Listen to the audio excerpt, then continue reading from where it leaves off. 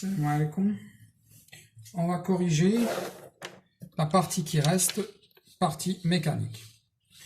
Donc, la première des choses à faire est bien sûr déterminer le système étudié. Et le système, c'est le compétiteur.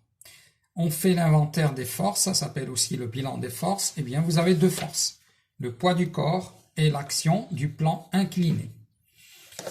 Alors, comme il y a des frottements, le vecteur R n'est pas perpendiculaire au plan, il est un peu incliné.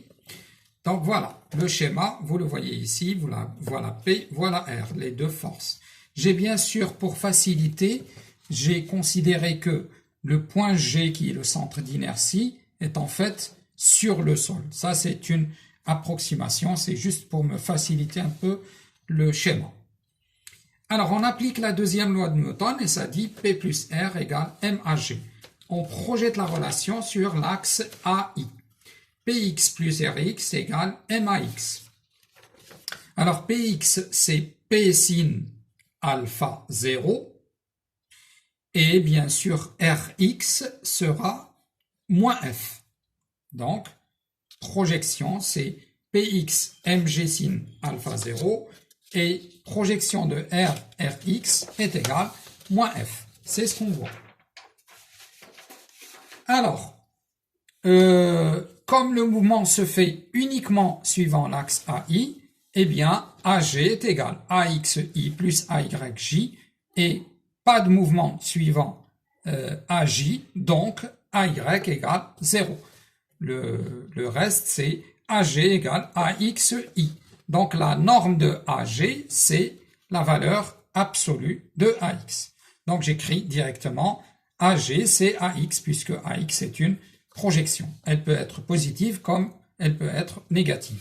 Le résultat, c'est AG égale G sin alpha moins F sur M. J'ai juste divisé par M. Et la valeur de AG, grâce à cette formule, c'est 5,20 mètres secondes moins 2.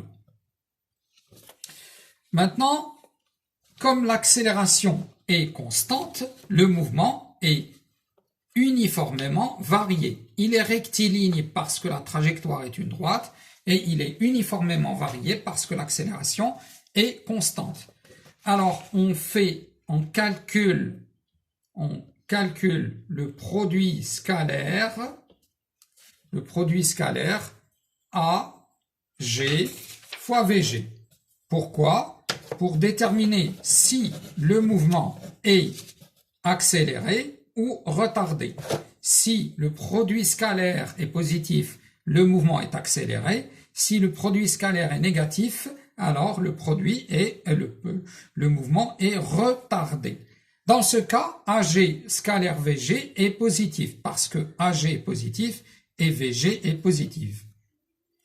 Donc, le mouvement est uniformément accéléré. Comment s'écrit l'équation horaire? On le sait. C'est xg égale 1 demi AG l'accélération t carré plus VG à l'instant t égale à 0 fois t plus x0, c'est x à l'instant t égale à 0. Alors, à t égale à 0, VA est égal à 0 et XA est égal à 0. Le résultat, xg, c'est 1 demi AG t carré. Numériquement, voilà ce que ça donne. xg égale 2,6, 10 à la puissance, c'est 2,6 t au carré. Voilà donc l'équation horaire. La question suivante. Au cours du saut, le compétiteur est soumis uniquement à son poids. Il s'agit d'une chute libre parce qu'on a négligé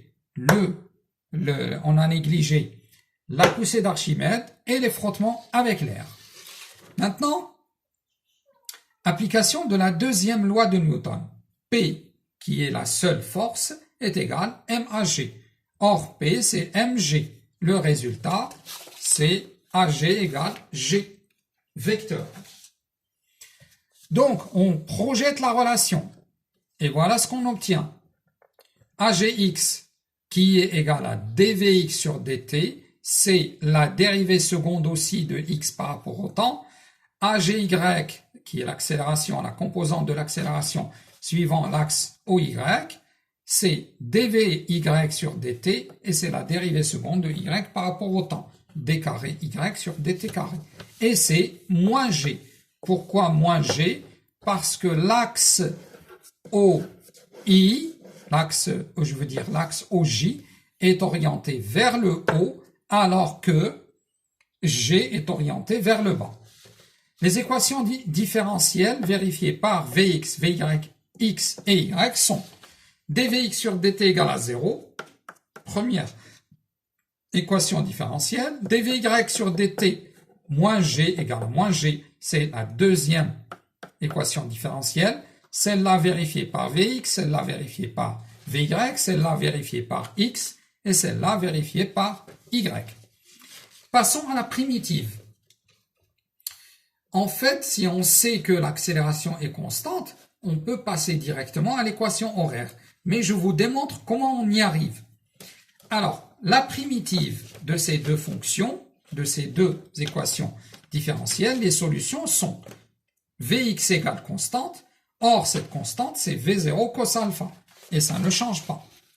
Vy égale moins gt plus constante. Pour déterminer la constante, on utilise les conditions initiales.